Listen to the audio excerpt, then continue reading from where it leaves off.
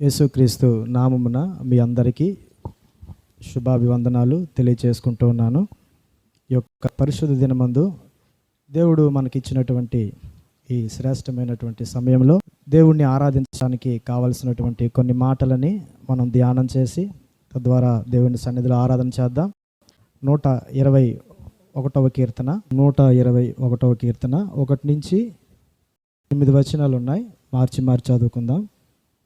121వ కీర్తన 1 నుంచి 8 వచనాలు.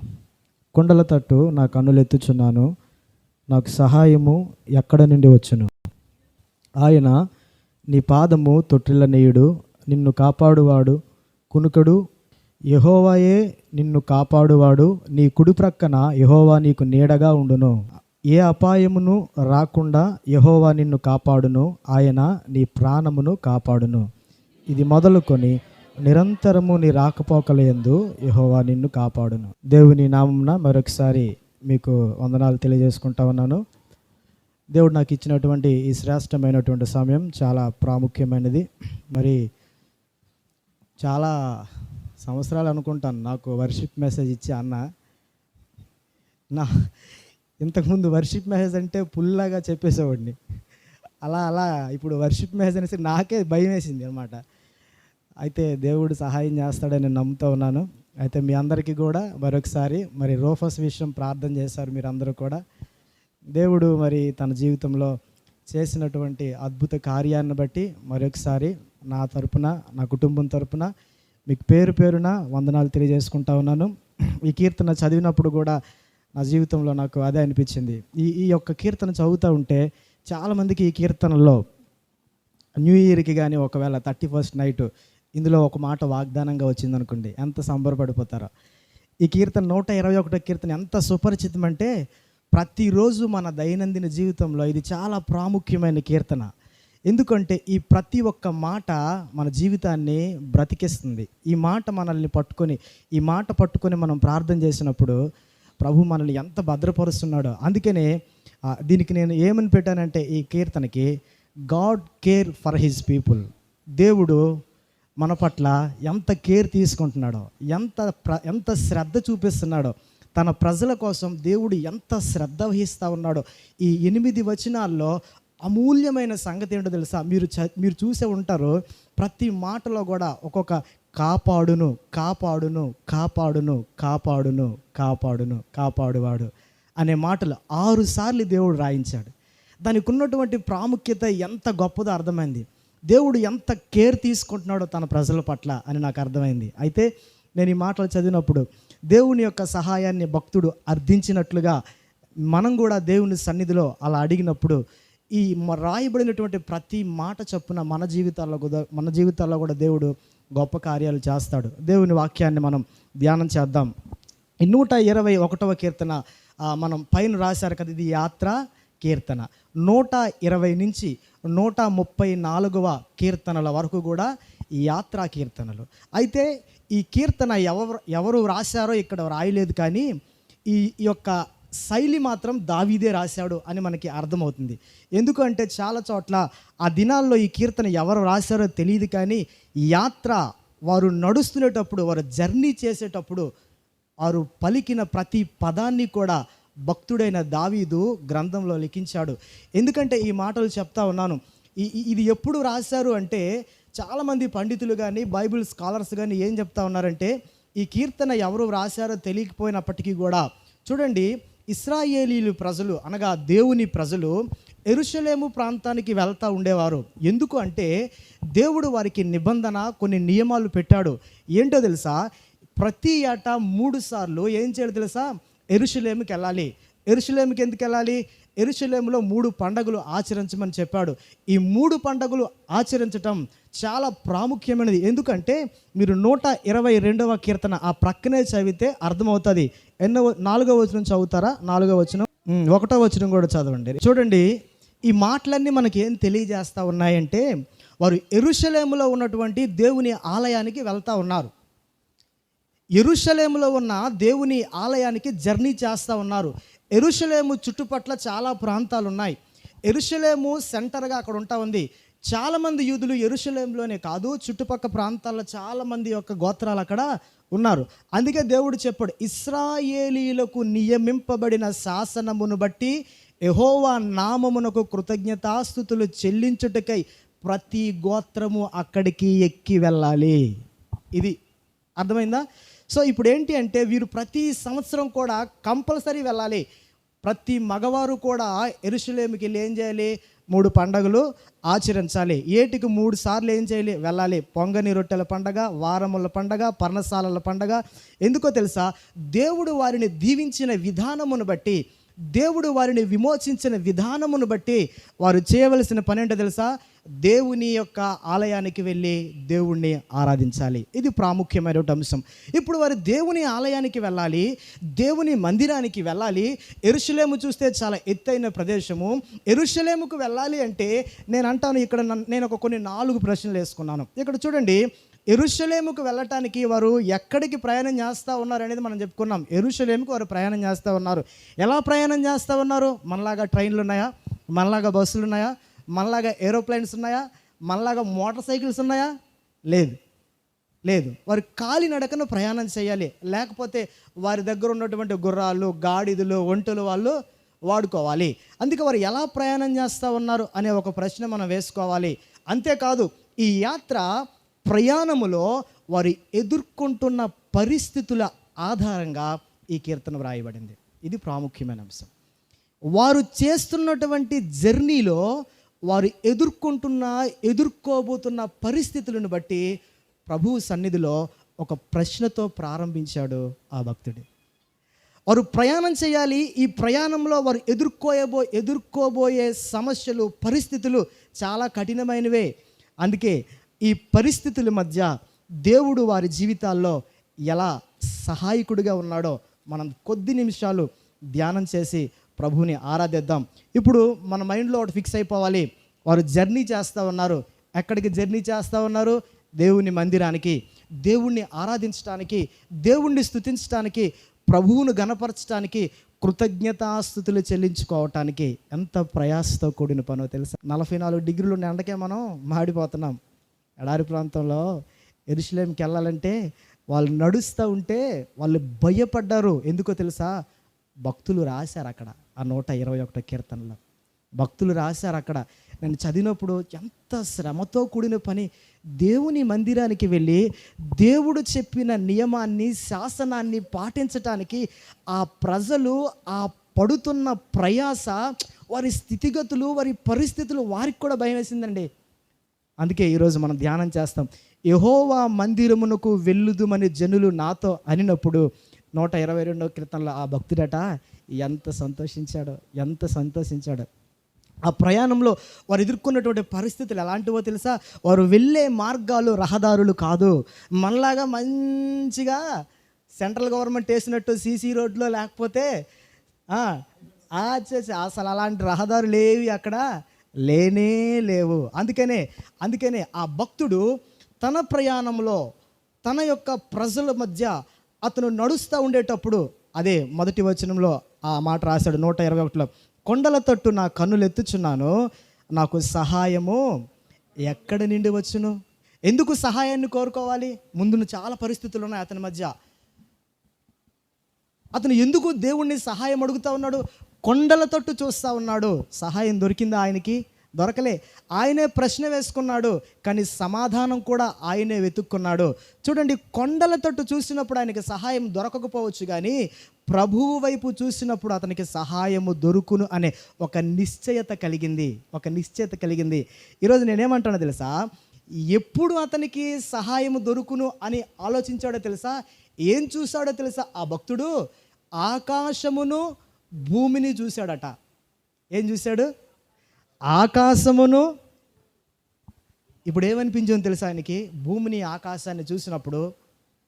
ఇప్పుడు 123వ కీర్తన మొదటి మాటలో రాశాడు అదే. ఇప్పుడు ఏమనిపించింది ఆకాశం వైపు చూసినప్పుడు ఆ భక్తుడికి? ఆకాశమును భూమిని సృష్టించినవాడా అని చెప్పాడు. ఇప్పుడు చూస్తే సృష్టికర్త అయిన దేవుడే నీకు సహాయకుడైతే ఇంకా తిరిగే ఉందండి. ఇప్పుడు వారు ప్రయాణం చేస్తూ ఉన్నారు. ఇప్పుడు అతనికి సహాయం చేసినాడు ఒక బాడీ గార్డ్ కాదు, అతనికి సహాయం చేసినాడు కూలికి పెట్టుకున్నటువంటి కొంతమంది పనివారి కాదు. అతనికి సహాయం చేసేవారు అతను డబ్బులు ఇచ్చి పెట్టుకొని మమ్మల్ని కాపాడు అని పెట్టే సైనికులు కాదు. అతనికి సహాయం చేసేవారు ఎలాంటి వారు తెలుసు? అతను నమ్ముతున్నాడు, ఇదిగో సృష్టికర్త అయినటువంటి దేవుడు. ఎంత మంచి మాట తెలుసా? ఈ భూమి ఆకాశములను సృజించిన సృష్టికర్త నీ జీవితంలో సహాయకుడైతే వాళ్ళంతా ధైర్యంగా వెళ్ళిపోయారు తెలుసా? యాత్రలో వాళ్ళు వెళ్ళిపోయారు. లాస్ట్ 134వ కీర్తనకు వచ్చినప్పటికీ వారి పాదములు యెరూషలేము యొక్క దేవాలయం దగ్గర నిలబడ్డాయి. నేను అందుకే చెప్తున్నాను ముందుగా వారు వెళ్ళే మార్గాలు. అందుకే మీరు ఇంతకుముందు చెప్పాను, కోరహు కుమారులు కూడా కీర్తన రాసేటప్పుడు ఈ మాట పలికారు. వారు ప్రయాణం చేస్తామన్నారు, యెరూషలేములో ఉన్న దేవుని దేవాలయాన్ని చూడాలని, దేవుని యొక్క ఆవరణములో ఉండాలని వారికి ఎంత ఆశ తెలుసా? అయితే ఇంత ఆశ ఉన్నా కూడా వారు యెరూషలేము వెళ్ళాలి అంటే లోయలో బడి వెళ్ళాల్సినటువంటి పరిస్థితి వారికి ఎదురైంది. అంతే కదా? వాళ్ళు అన్నారు, వారు బాకా లోయ గుండా ఏం చేశారట? ప్రయాణం చేశారు. ఎందుకు? అందుకే నేను చెప్తా ఉన్నాను, ఆ యొక్క పరిస్థితులు ఎలా ఉంటాయి, ఆ యొక్క స్థితిగతులు ఎలా ఉంటాయి. అందుకే ఈరోజు ఆ పరిస్థితుల గుండా మనం ప్రయాణం చేసినప్పుడు దేవుడు నీతో ఒక మాట సెలవిస్తూ ఉన్నాడు. ఏంటో తెలుసా? 97వ అధ్యాయం 11వ వచనంలో ఈ మాట దేవుడు చెప్తా ఉన్నాడు, నీ మార్గములు అన్నిటిలో నిన్ను కాపాడుటకు ఆయన నిన్ను గూర్చి తన దూతలను నీ పాదములకు రాయి తగులకుండా వారు నిన్ను తమ చేతుల మీద ఎత్తి పట్టుకుందరు. ఇప్పుడు ఎందుకు ఈ మాట చెప్పాడో తెలుసా? మీరు శ్రద్ధగా ఆలకించాలి. ఇప్పుడు భక్తుడు 121వ కీర్తనలో కూడా ఈ మాట పలికాడు. ఏమన్నాడు? ఆయన నీ తొట్టెలనీయుడు. ఏంటి? నేను ఒక మాట చెప్తాను ఇక్కడ. నేను అందుకే చెప్పాను, వారు నడుస్తున్నటువంటి మార్గాలు, వారు యాత్ర చేస్తున్నటువంటి మార్గాలు సవ్యంగా లేవు, స్థిరంగా లేవు. ఎందుకో తెలుసా? తొట్టిల్లు పడుట. ఇప్పుడు మనం నడుస్తున్న రహదారి సరిగా లేకపోతే మనం ఏమవుతాం? మన కాలు తొట్టిల్లిపోతుంది. అందుకే నేను అన్నాను, యెరూషలేము వెళ్ళే ప్రాంతం ఉంటుందో తెలుసా? చాలా అవి అరణ్య మార్గాలు ఉంటాయి, లోయ మార్గాలు ఉంటాయి, ఎత్తైన ప్రదేశాలు ఉంటాయి, ఎడారి ప్రదేశాలు. ఓ పక్క చూస్తే చూడండి, చాలా భయంకరమైన పరిస్థితులు వరకు ఉన్నాయి. త్రోవ కూడా సరిగా లేదు. భక్తుడు అంటాడు, దేవా నా పాదములను నీవు తొట్టిల్లేవు. ఎంత విశ్వాసం అండి, ఎంత విశ్వాసం అండి. నేను అందుకే ఈ మాట రాసుకున్నాను, రహదారులు సరిగ్గా లేనప్పుడు మన జీవితంలో దేవుడు ఏం చేస్తున్నాడు తెలుసా? మన పాదములను తొట్టిల్లనీయకుండా కాపాడే గొప్ప దేవుడు. నేను అంటాను, ఆత్మీయ జీవిత యాత్ర ప్రయాణంలో పరలోకానికి ప్రయాణం అయ్యాం కదా మనం. నుంచి పరలోకానికి ప్రయాణం అవుతాం తెలుసా? చాలా అరణ్యాల గుండా వెళ్తూ ఉన్నాం, లోయల గుండా ప్రయాణం చేస్తూ ఉన్నాం. ఇదిగో ఆ నడిచే త్రోవలు సరిగా లేవు, ఎన్నో ఎత్తు పల్లాలు ఉన్నాయి. ఎత్తు పల్లాలను సరిచేసే లాంటి వారి కోసం దేవుడు చూస్తూ ఉన్నాడు, మార్గాలు వేసే వారి కోసం దేవుడు చూస్తూ ఉన్నాడు. ఈరోజు ఆ మార్గాలు సరిగ్గా లేకపోయేటప్పటికీ ఎవరి మీద ఆధారపడుతున్నాడో తెలుసా భక్తుడు? నా పాదములు ఆయన తొట్టిల్లనీయుడు. బాలేదు పరిస్థితి ఇక్కడ చూడండి, వారు అరణ్యంలో, వారు ఐగుప్తులో నుండి బయటకు వచ్చారు, దాటడానికి వారి వల్ల కావట్లేదు, పరిస్థితి బాగాలేదు. ఎర్ర సముద్రము త్రోవ ఉందా? లేదు కదా. ఇదిగో యోర్దాను దగ్గరికి వచ్చారు, త్రోవ ఉందా? లేదు కదా. చాలా స్థితిగతులు యెరూషలేము వెళ్ళటానికి ఆటంకంగా ఉన్నాయి, చాలా పరిస్థితులు పరలోక రాజ్యానికి వెళ్ళటానికి ఆటంకంగా ఉన్నాయి. రహదారులు సరిగా లేని సమయంలో ఒక నూతన మార్గాలను ఏర్పాటు చేసి నీ కాలును స్థిరంగా నిలబెడుతున్నాడు. ఎంత గొప్ప దేవుడు అండి, కాపాడువాడు. ఎంత భద్రత. నీ పాదములను తొట్టిల్లనీయట్లేదంటే ఎన్నిసార్లు జారిపోవలసిందో, ఎన్నిసార్లు పడిపోవలసిందో, ఎన్నిసార్లు లోయలో పడిపోవలసిందో, జిగటగల దొంగ ఊబిలో ఎన్నిసార్లు పడిపోవలసిందో నువ్వు నేను కదా. అరణ్యాల గుండా ప్రయాణం చేస్తే ఊబులు ఉంటాయని తెలియదు మనకి. మనం వెళ్ళే త్రోవలో ఆ జిగటగల దొంగ ఊబి మనకు అర్థం కాదు. చాలామంది ఏం చేస్తారో తెలుసా? అరణ్యంలో నడిచేటప్పుడు వేటగాడు ఒక పని చేస్తాడు, గుంటలు త్రవ్వి ఇదిగో జంతువులు పట్టడానికి చిన్న ఉచ్చు పన్నుతాడు. అక్కడ మనకు తెలియదు అక్కడ ఏముందో. ఆ ఉచ్చులో మనం పడిపోతాం చాలాసార్లు. ఎవరి కోసం వేసిన ఉచ్చులో? వేటగాడు దేనికోసం వేసిన ఉచ్చులో మనం పడిపోతాం. ఎవరైనా ఉంటారా? అరణ్యంలో ఎవరు పట్టించుకుంటారండి? నేను అంటున్నాను ఒకటే ఒక మాట, ఈ ఉదయకాలం ఒకటే మీకు చెప్తాను, నీ పాదములకు రాయి తగలకుండా ఆయన కాపాడుతున్నాడు. ఎంత భద్రత అండి. ఎన్ని అపాయాలు, ఎన్నిసార్లు. నాకు తెలిసిన ఒక ఆమె బాత్రూంలోకి జస్ట్ ఇలా జారి పడిపోయింది, ఇప్పటికి మంచం మీద నుంచి లేగట్లేదు. ఎంత కేర్ తీసుకుంటున్నాడు దేవుడు. ఎందుకు ఇంత చేస్తాడో తెలుసా? భక్తుడు కొండల వైపు చూసినప్పుడు ఆయనకి ఏం సమాధానం దొరకలేదు, కానీ భూమిని ఆకాశాన్ని సృష్టించిన దేవుని వైపు చూసినప్పుడు ఆయనకి సహాయము దొరుకును అనే ఒక నిశ్చయత కలిగింది. ఇప్పుడు ఆయన పాదాలు, పర్లేదు ఇక నేను వెళ్ళిపోతాను, ఖచ్చితంగా నేను వెళ్ళే ఈ జర్నీలో నా పాదములు తొట్టిల్లకుండా నేను ఆ గమ్యానికి చేరుతాను, ఒక నిశ్చయత అతని జీవితంలో వచ్చింది. అందుకే అన్నాడు, నీ పాదములను తొట్టిల్లనెయ్యుడు, నిన్ను కాపాడువాడు, కునుకడు, నిద్రపోడు. నేను చిన్నప్పుడు సినిమాలు చూసేవాడిని. ఎంత వయసులో అంటే మా రూఫాస్ అంత వయసులో సినిమాలు చూసేటప్పుడు, ఆ రోజుల్లో సినిమాలు ఎలా ఉంటాయి మీకు తెలుసు కదా. నేను ఈ మాట కాడ నాకెందుకు ఆ మాట గుర్తొచ్చింది. సినిమా చూసేటప్పుడు ఒక ఆయన హాయిగా సముద్రం మధ్యలో పడుకొని ఉన్నాడు. అలా ఆవిడ ఏం చేస్తుందంటే కాలు నొక్కుతూ ఉంది. నాకు అర్థం కాలేదు, ఏకిటికి ఏమైనా కాలు పీకులా అనిపించింది. కాలు నొక్కుతూ ఉంటే భక్తుడు చాలా ప్రమాదంలో ఉన్నాడు భూమి మీద. ఈయన ఎక్కడున్నాడు? సముద్రం మధ్యలో ఎలాగున్నాడు? పడుకొని ఉన్నాడు. అలా ఆవిడ ఏం చేస్తుంది? దీనికి కాలు నొక్కుతుంది. భక్తుడు ఏం చేస్తున్నాడు? కిందనే ప్రమాదంలో ఆల్రెడీ పడిపోయినప్పుడు దేవా అని మొరపెట్టాడు. మొరపెట్టినప్పుడు ఈడు దేవా అని మొరపెడితే దేవి అన్నాడు ఆయన. ఏదైనా వినిపించిందేమో, ఏదో శబ్దం నాకు వినిపించింది అని అంటున్నాడు. నాకు ఎందుకో ఈ మాట చెప్పడం అనిపించింది. ఈ దేవుడు ఎలాంటి దేవుడు అంటే సడన్గా నిద్రపోయి ఉలిక్కిపడి లేచేటటువంటి దేవుడు కాదు. మీకు అర్థం అవడం కోసం చెప్పాను. సడన్గా ఏదో మెలకు వచ్చి అరే నా భక్తుడు పిలిచాడే అన్నట్లుగా కాదు ఈ దేవుడు. ఎందుకు ఈ మాట చెప్పాల్సి వచ్చిందంటే నువ్వు నేను పడుకుంటూ పోతాం, నువ్వు నేను హాయిగా తన ప్రియులు నిద్రించుచుండగా ఆయన వారికి ఎంత దీవెనండి అది. నువ్వు నేను పడుకుంటూ పోతున్నాం, నువ్వు నేను హాయిగా ప్రయాణాలు చేస్తున్నాం, కానీ నీకు ఒక హెల్పర్ ఉన్నాడు, నీకు ఒక బాడీ గార్డ్ ఉన్నాడు, నీకు సహాయం చేసి ఆయన మాత్రం పడుకోవట్లా. అచ్చా, ఆయనకి నిద్ర రావట్లేదు. ఆయన కొనుక్కోవడం అంటే రెప్పపాటును కూడా ఇలా కూడా ఆయన అనట్లేదు. ఆయనకి టెన్షన్ పెట్టేస్తుంది. మనమేంటి ధైర్యంగా ఈరోజు మేము సువార్తకు బయలుదేరుతున్నాం, ఈ ఎండలో సువార్త బాబు ఈడెక్కడ పడిపోతాడేమో అని ఆయనకి టెన్షన్. నీకు ఎందుకు ఈ మాట చెప్పాడు తెలుసా?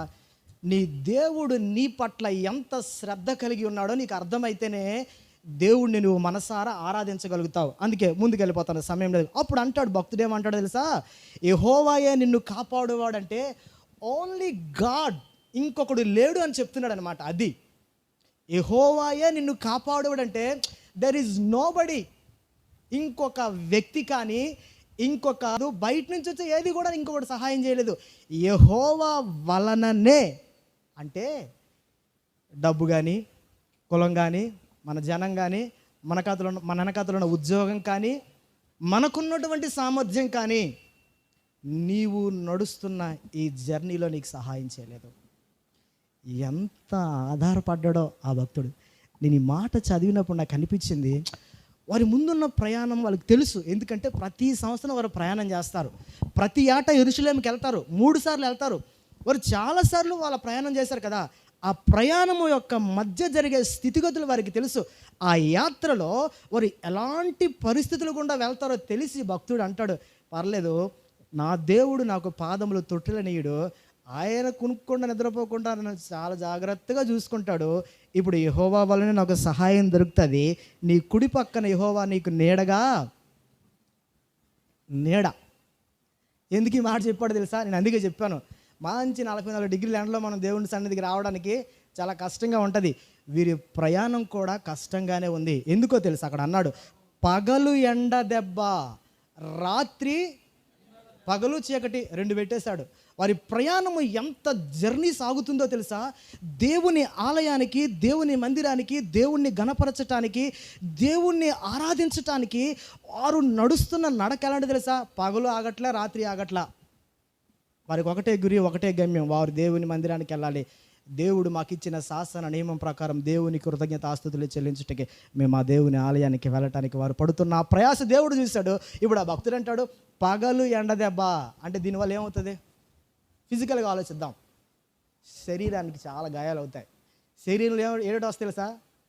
బోల్డెన్ ర్యాషెస్ వచ్చేస్తుంటాయి, చెమటకాయలు, లేకపోతే దద్దు, ఎన్ని వస్తాయో. Sun stroke and moon stroke అని రాశాడు ఇంగ్లీష్లో ఒక ఆయన.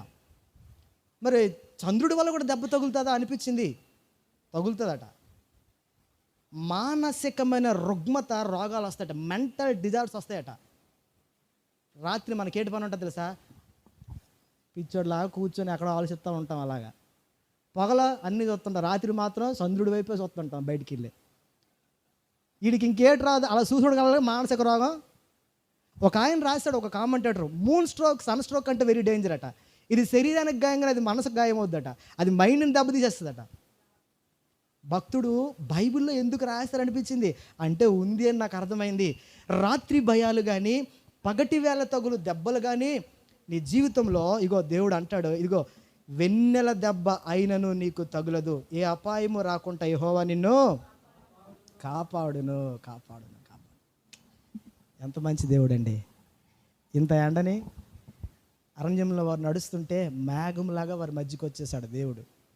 ఆకాశంలో ఉండాల్సిన దేవుడు వారి మధ్యకు వచ్చేసి మేఘములాగా వారిని ఆవరిస్తూ ఉన్నాడు.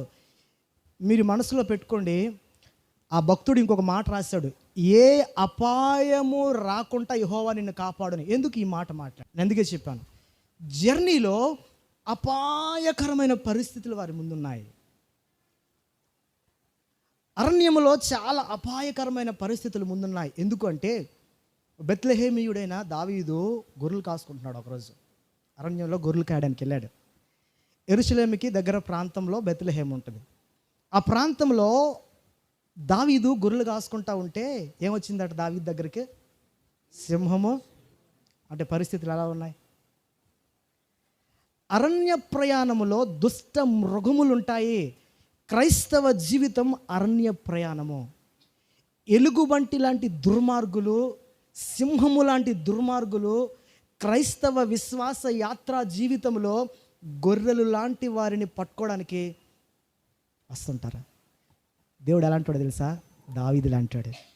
మనం గొర్రెలు లాంటి వారమైతే నీ దేవుడు దావీదులాగా నీ చుట్టూ ఉండి నీకు ఎంత భద్రత ఇస్తాడంటే అతనికి ఒక భయం ఉంది. లాస్ట్ అన్నాడు, ఆయన నీ ప్రాణమును కాపాడును కాపాడును. చాలా భయాలు ఉన్నాయండి. ఒకడు యెరూషలేము నుండి యెరికో వెళ్ళిపోతున్నాడట. ఎవడికి దొరికాడు తెలుసా? యెరూషలేము నుండి యెరికో వెళ్ళిపోతుంది. అంటే ఆ ప్రదేశాలు, ఆ ప్రాంతాలు, ఆ పరిస్థితులు, దేవుని యెరూషలేముకి వెళ్ళటానికి వాళ్ళు పడుతున్న ప్రయాస స్థితిగతులు ఎలా ఉండాలి తెలుసా? సైతాన్ అనే దొంగ ఏం చేస్తాడు తెలుసా? చాలాసార్లు నీ మీద దాడి చేసే ప్రయత్నాలు చేస్తా ఉన్నాడు. అందుకే నేను ముగించేస్తాను. పరిస్థితులు ఇలా ఉండేటప్పుడు అతని హృదయం కలత చెందింది, అతని హృదయం కలవరం చెందింది. అతను ఆ ప్రయాణంలో ఒక్కసారి కొండల తట్టు చూశాడు. తన పరిస్థితులు ఈ ప్రయాణంలో ఎలా సాగుతాయా, నాకు సహాయం ఎక్కడి నుంచి వస్తుంది, నాకు ఎవరు సహాయం చేస్తారు, నేనేమైపోతాను, నా రాకపోకల యందు నా పరిస్థితి ఏంటి, ఇటు నుంచి వెళ్తే అటు నుంచి రాగలనా, ఇదిగో అరణ్య మార్గంలో ఎడారిలో మండు టెండలో ఆ ఎండకి నేను ఎలా కొనసాగలను, ఎలా నడవగలను అని అనుకుంటా ఉండేటప్పుడు ఇదిగోండి తన ముందున్న పరిస్థితులు తనకి సహాయం ఎవరి వలన కలుగుతుందా అని ఆలోచిస్తూ ఒక్కసారి సృష్టికర్త వైపు తన ముఖాన్ని తిప్పడం ప్రారంభించాడు. ఈరోజు మనం చేయాల్సిన పని ఏంటో తెలుసా? దేవుని వైపు ఒక్కసారి నువ్వు చూడాలి. దేవుని మీద ఒక్కసారి నువ్వు నమ్మకం ఉంచాలి. భూమి ఆకాశము వైపు ఆయన చూసినప్పుడు సృష్టికర్త నాకు సహాయమని విశ్వసిస్తూ ముందుకు సాగిపోతూ ఉంటే ఈరోజు దేవుడు మాత్రమే నీకు సహాయం చేయగలడు. ఈరోజు మన జీవితంలో కొన్ని మాటలు మీరు ఈ మనసులో పెట్టుకోండి. ఎవరి వలన సహాయం దొరుకుతుంది? నీవు నడిచే రాకపోకల యందు ఎన్నో ప్రయాణాలు, ఎన్నో అపాయాలు, ఆత్మీయ యాత్రలో కూడా ఎన్నో ఆటంకాలు, పడిపోయే పరిస్థితులు, జిగటగల దొంగ ఊబిలు, ఎలుగు వంటి సింహము లాంటి దుష్ట మృగాలు లాంటి దుష్టమైనటువంటి మనస్సు కలిగిన వ్యక్తులు ఈ ప్రయాణములో పరలోకం రాజ్యం చేరకుండా ఆపాలనే ప్రయత్నం చేస్తున్నటువంటి ఆ యొక్క స్థితిగతుల మధ్య నేను ఒకటే ఒక మాట చెప్తాను. ఆకాశమునకును భూమికి సృష్టించిన సృష్టికర్త వైపు నువ్వు చూడగలిగితే ఇదిగో ఆయన ఎలా కనబడుతున్నాడో తెలుసా? ఈ భక్తుడికి ఆయన ఆకాశమందు ఆసీనుడిగా కనబడుతున్నాడు. ఆయన కనబడ్డా కనబడలేదా? ఆకాశమందు ఆసీనుడా, నేను నీ తట్టు కనులే తెచ్చున్నాను. ఎప్పుడు అట? ఇందాక ఎత్తలేదే, ఇందాక కొండల వైపు ఎత్తాడు, ఇక్కడికి వచ్చేసరికి ఇప్పుడు ఎటు చూస్తున్నాడు తెలుసా? దేవుని వైపు చూస్తూ ఉంటే ఆయన ఆసీనుడిగా కనబడుతున్నాడు. ఎట్లా కనబడదు తెలుసా? ఆయన చేతిలో రాజదండం ఉంటుంది. ఏమిటి తెలుసా? దుష్టుడిని ఎదిరించే ప్రతీది కూడా ఆయన యొద్ద కలిగి ఉంటుంది. అందుకే నేనేం చెప్తాను తెలుసా? భక్తుడు అంటాడు, నా కాలు జారెను అని నేను అనుకొనగా ఆయన నన్ను ఏం చేశాడు తెలుసా? పట్టుకున్నాడు, నన్ను పట్టుకున్నాడు. అందుకే ఈరోజు యెహోవా వైపు చూసినప్పుడు మన జీవితంలో ఈ కొన్ని విషయాలను మనం అర్థం చేసుకోవాలి. దేవుడు మన పట్ల ఎలా ఉన్నాడో 3 విషయాలు చదివేసి ముగించేస్తాను. 94వ కీర్తన 17వ వచనం ఏమని రాశాడో తెలుసా భక్తుడు? 94వ కీర్తన 17వ వచనంలో ఏమంది? యెహోవా, చూడండి, యెహోవా నాకు సహాయము చేసి ఉండని ఎడల నా ప్రాణము శీఘ్రముగా చచ్చిపోను అంటున్నాడు భక్తుడు.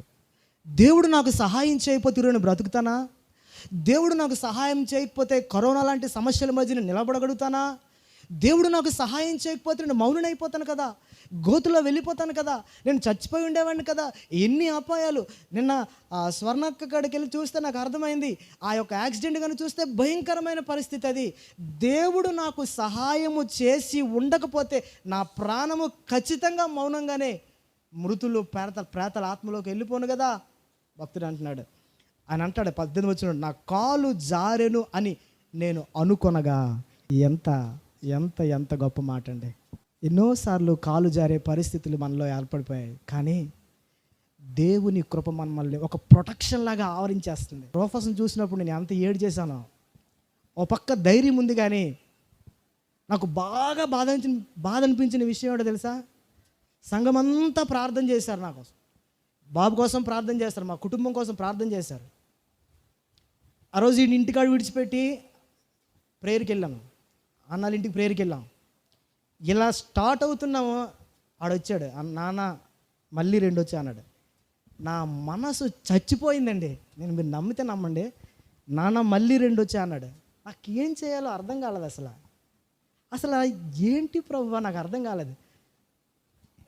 నా హృదయం నిండా బాధ ఉంది. సరే ఇడుతూ ఉండిపోదాంలే అనిపించింది. సరే ఉన్నా వస్తాయి, నేను లేకపోయినా వస్తాయి అని అనుకొని ఎప్పుడు వాడు అంత ధైర్యంగా ఉన్నాడు. ఆ రోజు మాత్రం కొంచెం మొహం చిన్నబుచ్చుకున్నాడు. ఏమో వాడు మనసులో ఏమనిపించింది నాకు తెలియదు. ఎంతమంది ప్రార్థన చేశారు కదా, తగ్గలేదే అనిపించిందా ఏమో నాకు తెలియదు. నాకు కూడా మనసులో ఒకలాంటి భయం వచ్చింది, భయం ఏర్పడింది. నేను మనసులో ప్రార్థన చేసుకొని వెళ్ళి అన్నకు కూడా ఆ విషయం చెప్పాను. చూద్దాంలే, ఏదో ఒకటి చేద్దాం, లేకపోతే హాస్పిటల్ తీసుకెళ్దాం అన్నారు.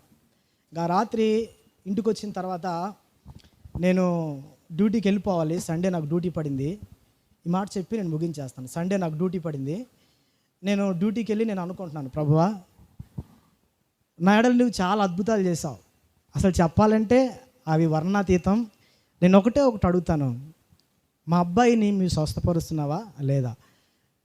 మీ యొక్క ఆనవాళ్ళు నాకు తెలియాలి ప్రభువా అని నేను అడిగాను దేవుడిని. రాత్రి 1 గంట అయింది, నేను వర్క్లో ఫ్రీ అయ్యాను. 1 గంట అప్పుడు నా సీట్లో కూర్చొని కంప్యూటర్ ఓపెన్ చేసి దేవుని వాక్యాన్ని ఈరోజు నిర్గమాకాండం చదువుతా ఉన్నాను. నేను అనుకున్నాను, ముందే వాక్యం చదివే ముందు ఒక మాట అనుకున్నాను, ప్రభువా నేను ఈ అధ్యాయం అంతా చదువుతాను, ఈ అధ్యాయంలో నీవు నాతో మాట్లాడితే మా అబ్బాయి స్వస్థపరచబడతాడు అని నేను అనుకున్నాను నా మనసులో. నేను అధ్యాయం అంతా చదవటానికి ఇష్టపడుతూ నేను అక్కడ ఉన్నటువంటి ఆ అధ్యాయం అంతా నేను చదివాను. ఒక మాట నేను మీకు ఆ చదివిన మాట చదివి నేను మీకు ముగించేస్తాను. 3వ అధ్యాయము 19వ వచనం 3వ అధ్యాయం 19వ వచనం చదువుతారు ఎవరైనా? నేను ఈ మాట చదివినప్పుడు ఒక్క నిమిషం ఆగాను. ఈ అధ్యాయం చదివిన తర్వాత మరలా చదువుతున్నప్పుడు, ప్రభువా ఈ వాక్యం ద్వారా మీరు నాతో ఏం మాట్లాడాలనుకుంటున్నారు? నాకు అప్పుడు అర్థమైంది, ఆడికి వచ్చిన సమస్య చిన్నదేం కాకపోవచ్చు.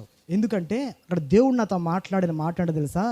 చూడండి, ఐగుప్తు రాజు మహాబలముతో మీ మీదకు వచ్చి అనే మాట నన్ను పట్టుకుంది. ఐగుప్తు రాజు మహాబలముతో మీ మీదకు వస్తాడు. ఎవరి మీదకు తెలుసా? దేవుని ప్రజల మీదకి. ఈ ఐగుప్తు రాజు సాతానుకు సాదృశ్యం. ఆడి బలం ఎలాంటిదో తెలుసా? మహాబలముతో నీ మీదకు వస్తాడు. నా హృదయం అప్పటికే దేవుడు నాతో మాట్లాడడం ప్రారంభించాడు. ప్రభువా అయితే ఏంటి ప్రభువా పరిస్థితి అంటే, వాడు ఎంత మహాబలంతో వస్తాడో నీ మీదకి, నీవైతే ఎదుర్కోలేవు. కానీ దేవుడు అక్కడ నాతో మాట్లాడుతున్నాడు. కానీ నేను నా చెయ్యి చాపి ఐగుప్తు మధ్యమున నేను చేయదలచున్న అద్భుతములన్నిటినీ చూపి అటు తరువాత అతడు మిమ్మల్ని పంపించి వేస్తాడు అన్న మాట నన్ను పట్టుకుందండి. ఇప్పుడు నాకు అర్థమైన మాట ఏంటో తెలుసా? సాతాను నీ మీదకి మహాబలముతో నీ మీద దాడి చేసినా, నేను చెయ్యాల్సిన పనులు కొన్ని ఉన్నాయి, నేను చెయ్యాల్సినటువంటి ఐగుప్తులో చేయాల్సిన కొన్ని పనులు ఉన్నాయి, ఆ తరువాతే నీకు విమోచన అన్నాడు దేవుడు నాకు. ఆ తరువాతే నీకు స్వస్థత అన్నాడు దేవుడు నాకు. ఆ తరువాతే విడుదల అన్నాడు దేవుడు నాకు. ఆ మాట చదివి నా హృదయం నిండా ఆ మాటను పట్టుకున్నాను. తెల్లవారి ఇంటికి వచ్చి ప్రార్థన చేశాను. నా భార్యకి ఈ వాక్యం చూపించాను. ఈ వాక్యంతో దేవుడు అతను మాట్లాడాడు. ఖచ్చితంగా రోఫస్ బాగైపోద్ది అన్నాను. మీరు నమ్ముతారో లేదో నాకు తెలియదు, కానీ అప్పటి నుంచి ఇప్పటి వరకు అదే రాలేదు. ఐగుప్తు రాజు అనగా సాతాను మహాబలముతో మన మీదకి వచ్చినప్పుడు, మనం ఎదుర్కోలేని పరిస్థితులు మన మీద దాడి చేసినప్పుడు, నాకు నచ్చిన పదం ఏంటో తెలుసా? ఐగుప్తులో నా చెయ్యి చాపి చెయ్యాల్సిన అద్భుతాలు నేను చేస్తాను, ఆ తర్వాత నీకేం వస్తుందో తెలుసా? విమోచన. అక్కడ నుంచి నువ్వు బయటకు వస్తావు. నా భార్య కూడా చాలా సంతోషించింది. ఆ జీవితంలో వాక్యం ద్వారా ఎన్ని పొందుకున్నాను. వెంటనే చెప్పాను, ఇదిగో ఇది మొదలుకొని ఖచ్చితంగా దేవుడు వాడికి స్వస్థతనిస్తాడు అన్నాను. అందుకే ఈ 121వ కీర్తన చదివితే, God is my keeper, God is my helper, God is my saviour, creator is my saviour. కర్త నాకు సహాయకుడు అనిపించింది. అందుకే ఈరోజు ఈ జర్నీలో నువ్వు ఉన్నావు, ఈ జర్నీలో నేనున్నాను. దేవుడు ఎలాంటివాడో తెలుసా? నీకోసం ఆయన నిద్రపోవట్లేదు. మనం నిద్రపోవచ్చు. నీకోసమైనా తన చేతులు నీ పాదాల కింద పెట్టి పట్టుకుంటున్నాడు. జారిపోతావేమో, జిగటగల దొంగ ఊబులు పడిపోతావేమో, సింహం నోటిని పడిపోతావేమో, ఎలుగుబంటి చేతిలోకి వెళ్ళిపోతావేమో, దొంగ అయిన వేటగాడి పెట్టిన ఉచ్చులో పడిపోతావేమో. దేవుడు ఎలాంటివాడో తెలుసా? తొట్టులో నీకుంటా పక్కన పెట్టేస్తున్నాడు. ఇది మొదలుకొని నిరంతరము నీ రాకపోకల యందు యెహోవా నిన్ను కాపాడు. దేవుడు మిమ్మల్ని, మీ కుటుంబాలని దీవించి ఆశీర్వదించును గాక. ఆమేన్.